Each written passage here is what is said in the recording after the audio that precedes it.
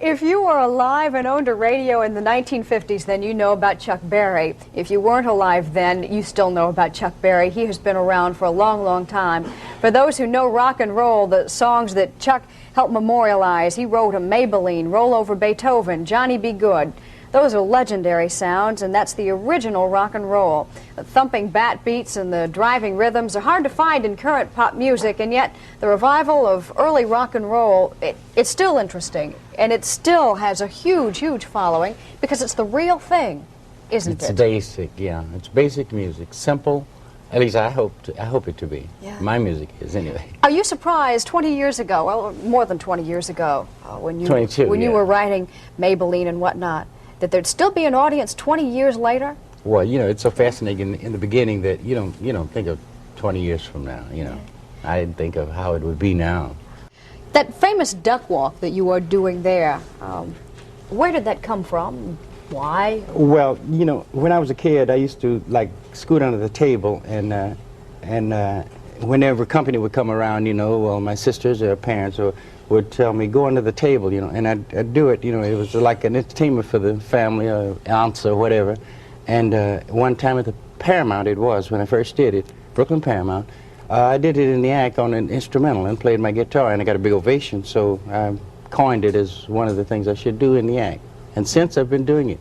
You just don't do it under tables anymore. You're right. Yeah.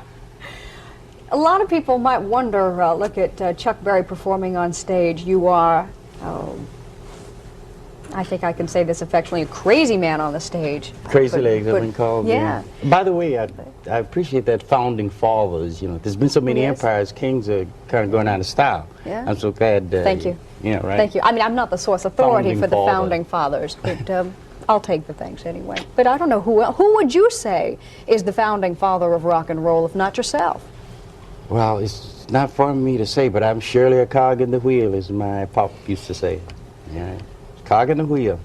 Okay, who are some of the other cogs, though? Well, here I'll say Domino, and I'll say Louis Jordan, and Elvis Presley, and even Fats Waller, because Fats played basic music. Yeah, Fats Waller. Yeah. And that host of Little Richard, he's great. He was great in the beginning. Bill Haley was, you know. So I mean, we're all just, I think, a cog in the wheel. We all got the ball rolling. That ball's been rolling now for, I don't need to tell you, 20-odd years. Thank you. Well, nobody's pulling the curtain down on your career by any means, but it has been a long one. There have been high times, of course, and there have been hard times too. On balance, what kind of a career has it been? Well, I would say exciting and far above my expectations. I had no idea. They told me Maybelline might last 2 years. I had disbelief in that. And before Maybelline died away, there was Roll Over Beethoven, School Days, Wheel of 16, and so forth.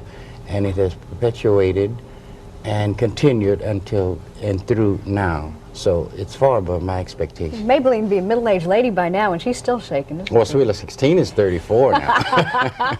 Yeah. Yeah.